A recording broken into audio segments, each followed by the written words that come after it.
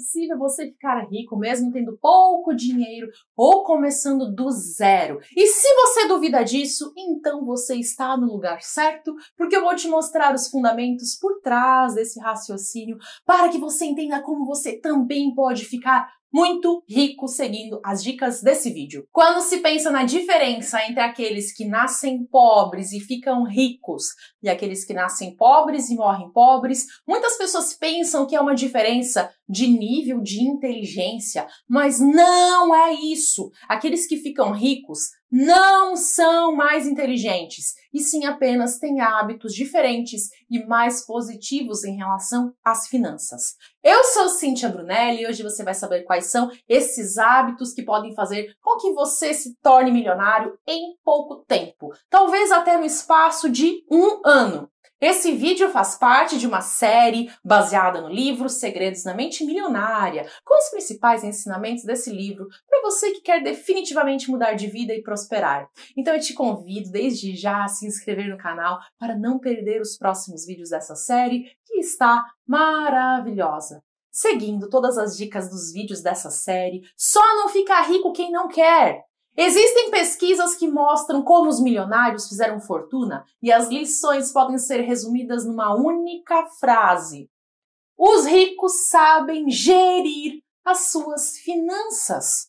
As pessoas ricas administram bem o seu dinheiro. As pessoas de mentalidade pobre, não! Como eu expliquei nos vídeos anteriores dessa série, esses hábitos se baseiam no condicionamento passado. Se alguém não controla o próprio dinheiro de modo adequado, é porque provavelmente não foi programado para lidar com esse assunto. E é possível também que essa pessoa não saiba gerir o seu dinheiro de forma simples e eficaz. As escolas e as faculdades geralmente não ensinam os alunos a fazer a administração do dinheiro. Talvez esse tema não tenha muito glamour, mas ele se resume a isso. O que distingue o sucesso do fracasso financeiro é a capacidade que a pessoa tem de administrar o próprio dinheiro. É simples. Para controlar o dinheiro é necessário administrá-lo. Quem pensa pequeno administra mal as suas finanças ou evita esse tema. Muitos indivíduos não gostam de gerir a sua vida financeira porque, segundo dizem, isso tira a sua liberdade, ou porque dizem que não tem dinheiro suficiente para controlar. Quanto à primeira desculpa, da falta de liberdade, administrar dinheiro não restringe a liberdade de ninguém, pelo contrário, aumenta. Tomar a frente dessa atividade é o que dá para a pessoa a situação financeira de que ela não precisa nunca mais ter que trabalhar na vida. Essa é a verdadeira liberdade. Já os que se valem do argumento de que não tem dinheiro suficiente para administrar, estão olhando pelo lado errado. Em lugar de dizerem que quando eu tiver muito dinheiro vou começar a administrá-lo, elas devem dizer quando eu começar a administrar minhas finanças terei muito dinheiro. Quem pretende passar a controlar o dinheiro assim que sair do buraco, se comporta da mesma forma que o obeso, que diz que vai começar a fazer exercícios e dietas depois que perder 10 quilos. Isso é colocar o carro na frente dos bois e não leva a lugar nenhum. Primeiro é necessário que a pessoa administre corretamente o dinheiro que possui para depois ter mais recursos financeiros para gerir. No livro Segredos da Mente Milionária, o autor conta uma história que atinge em cheio a maioria das pessoas. Imagine que você está passeando com uma criança de 5 anos e passa por uma sorveteria. Você entra e compra para ela uma bola de sorvete na casquinha. Depois que vocês saem dali, a criança balança a casquinha na mão e de repente, plof, o sorvete cai no chão. Aí ela começa a chorar.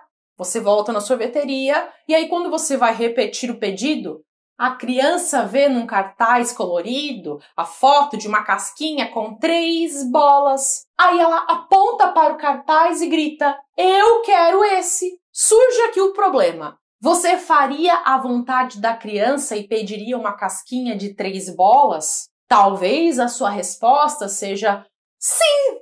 Mas se você pensar um pouco melhor, você vai perceber que a sua resposta deveria ser não, de jeito nenhum. Afinal, por que é que você vai premiar O erro da criança. Se ela não foi capaz de segurar direito uma casquinha que tinha só uma bola de sorvete, como é que ela vai conseguir fazer isso com uma que tenha 3 bolas? Esse mesmo raciocínio se aplica quando se trata da sua relação com o universo. Nós vivemos num universo cuja regra é: você não terá mais até provar que é capaz de lidar com o que já possui. Antes de gerir uma grande fortuna, você precisa adquirir o hábito e a capacidade de administrar pouco dinheiro. Lembre-se, nós somos criaturas de hábitos. Portanto, o hábito de administrar o dinheiro é mais importante do que a quantidade de dinheiro que você tem. Então, como é que você deve administrar o seu dinheiro? Eu vou trazer aqui a sugestão trazida no livro Segredos da Mente Milionária. Ele sugere que você divida o seu orçamento em diversas contas, cada uma com um percentual diferente. A primeira delas é a conta da liberdade financeira. Deposite nela 10% de cada real que você receber, já descontados aqui os impostos, né? Cada real limpo que você tiver. Esse dinheiro só deve ser usado para investir.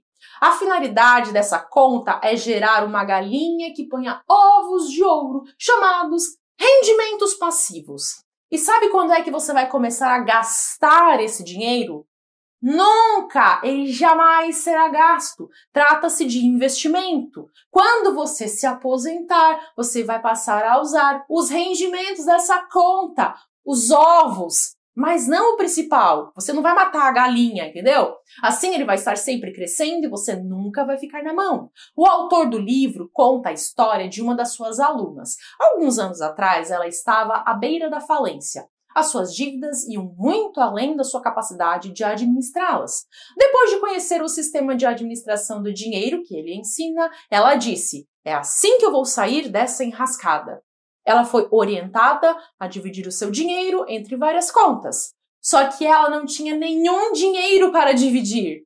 Mas como ela já estava decidida a tentar, ela começou a depositar $1 por mês nas suas contas. Aplicando o sistema de alocação que ela aprendeu, daquele dólar ela depositou 10 centavos na conta da liberdade financeira. O seu primeiro pensamento foi: como é que eu vou me tornar financeiramente livre com 10 centavos de dólar por mês? Então ela se comprometeu a dobrar aquele valor mensalmente. No mês seguinte, ela separou $2, no terceiro, $4, depois 8, 16, 32, 64 e assim por diante, até que a partir do 12º mês, ela já estava depositando $2.048. 2 anos depois, os seus esforços começaram a dar resultados espetaculares e ela conseguiu depositar $10.000 de uma vez só na conta da liberdade financeira. Ela havia desenvolvido tão bem o hábito de administrar dinheiro que quando um prêmio de $10.000 caiu no seu colo, ela não precisou dessa quantia para nada, então ela pôde investir naquela conta. Hoje essa mulher não deve mais nada e ela está a caminho de se tornar financeiramente livre. Tudo isso só foi possível porque ela agiu de acordo com o que ela aprendeu, começando com um único dólar por mês. Não importa se você tem uma fortuna ou praticamente nada, o essencial é começar já a administrar o que está nas suas mãos. Em pouco tempo você vai ficar impressionado com os resultados. Outro dos alunos, mencionado no livro, perguntou assim: como eu posso gerir o meu dinheiro se eu estou vivendo de empréstimos? A resposta do autor do livro foi: pegue emprestado mais $1 e o administre. Administre o valor que você tiver, porque o princípio que está em ação transcende o mundo físico. Ele também é um princípio espiritual. Milagres financeiros acontecerão se você demonstrar ao universo que você é capaz de controlar adequadamente as suas finanças. No começo, o valor não importa, e sim o hábito. O segredo é dar atenção diária ao seu objetivo de se tornar financeiramente livre. Os semelhantes se atraem. Dinheiro chama dinheiro. Eu tenho certeza de que não é a primeira vez que você ouve o conselho de poupar 10% dos seus rendimentos para investimentos de longo prazo. Mas talvez você ainda não tenha começado a colocar em prática, então agora é o momento. Agora vamos para outra conta que o autor do livro Segredos da Mente Milionária recomenda que você tenha, e essa talvez seja a primeira vez que você ouviu falar, que é a conta da diversão, que serve especificamente para você poder gastar e curtir. Um dos maiores segredos da administração do dinheiro é o equilíbrio. Por um lado, você deve poupar o máximo para ter condições de investir e ganhar mais dinheiro. Por outro lado, convém você depositar 10% dos seus rendimentos na conta da diversão. O motivo para você ter essa conta é para ter equilíbrio, não gastar demais e também não economizar ao extremo. Existem pessoas que economizam tanto, que não gastam com nada que seja uma diversão. O resultado é que o seu ser lógico e responsável fica satisfeito, mas o seu espírito não. No fim, esse lado ávido por satisfação acaba dizendo assim: chega, eu quero um pouco de atenção também. E aí ele sabota os seus resultados. É preciso ter equilíbrio entre poupar e se divertir. Se você apenas gasta, você não só jamais vai enriquecer, como a parte responsável do seu ser vai acabar fazendo com que você não curta as coisas com as quais você despende o seu dinheiro, porque você se sente culpado.